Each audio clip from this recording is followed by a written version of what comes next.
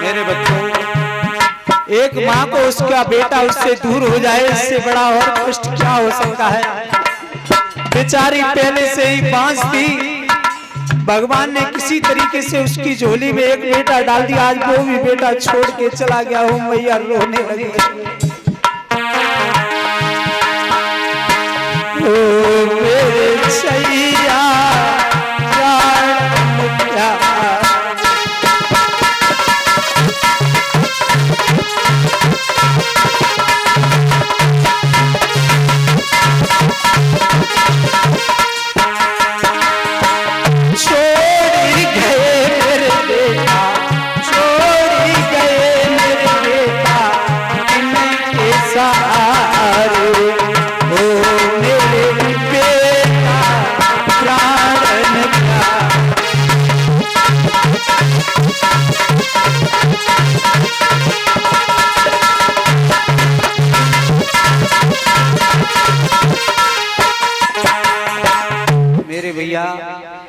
एक माँ को उसका बेटा दूर हो जाए, इससे बड़ा और कोई कष्ट नहीं होता है।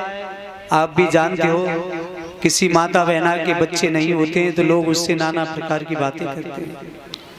अरे कुछ लोग तो ऐसे होते हैं, ये कहते हैं आज ये पापिन मेरे मुंह के सामने पड़ गई, आज मेरा दिन पता नहीं कैसा गुजरेगा। आप जानते हो, हमारे तुम्हारे समाज में भी ऐसे कई लोग होंगे, तुम्हारे गांव में भी होंगे, ऐसी बात नहीं है जिनके संतान ना हो। और भगवान करे कोई गांव में ऐसा ना हो जिसके संतान हो। भगवान हर किसी को पुत्र पुत्री दे, मैं तो यही परमात्मा से कामना करता हूँ। मेरे भैया, बहुत बड़ा कष्ट होता है जब संतान नहीं होती है। लोग नाना प्रकार की बातें करते हैं। मैं भी जानता हूँ, मुझसे ज्यादा कोई नहीं जानता होगा। मेरी शादी के 8 साल के बाद में मेरे बेटा पैदा हुआ था।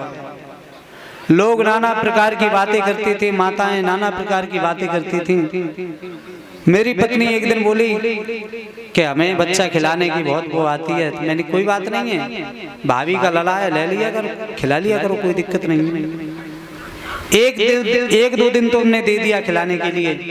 तो मेरी पत्नी उसको घर ले आती थी, नवाती धुलाती, मालिश वालिश करके उसे मतलब एकदम बढ़िया से कर देती। उनको ऐसा लगा कि ये पता नहीं क्या कोई टुटका टमना न कर दे हमारे बेटे पर। मेरे बच्चों 3-4 दिन तक तो उनने दे दिया, कोई बात नहीं। 4-5 दिन के बाद उन्होंने की ऐसा करो, हम पहले लेना दे पाएंगे, हमारे लिए नजर लग गई, आज पूरा दिन है वो लेटरिंग करते रहो, ऐसे कहने लगी। मेरी पत्नी मेरे पास आई, मुझसे रोने लगी, कहने लगी सुन नहीं रही। मैंने बताओ कि आज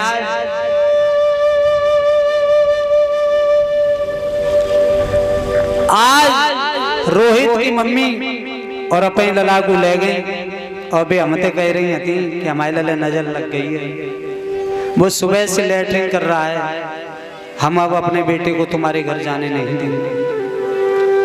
मैंने कहा कोई बात नहीं है, ये सब भगवान की परीक्षा है, हमारी तुम्हारी भी प्रभु परीक्षा ले रहे हैं। अरे तुम जानती हो परीक्षा भी भगवान उसकी लेता है जो परीक्षा देने के लायक हो, हर किसी की नहीं लेता। जो परीक्षा में फेल हो जाए उसकी नहीं लेता।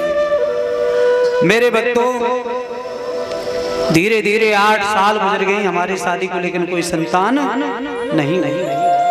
मेरे पिताजी से कुछ लोग अनन महत की बातें करते थे। मेरे पिताजी परीक्षित महाराज आप ही की उम्र के थे, अब तो इस दुनिया में नहीं है।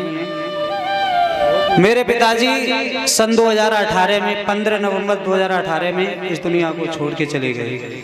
पिताजी आकर के मेरे पास रोने लगे, बेटा ऐसे ऐसे बात है, क्या बात है? अरे कोई दिक्कत है तो डॉक्टर को दिखाओ, इलाज कराओ बेटा।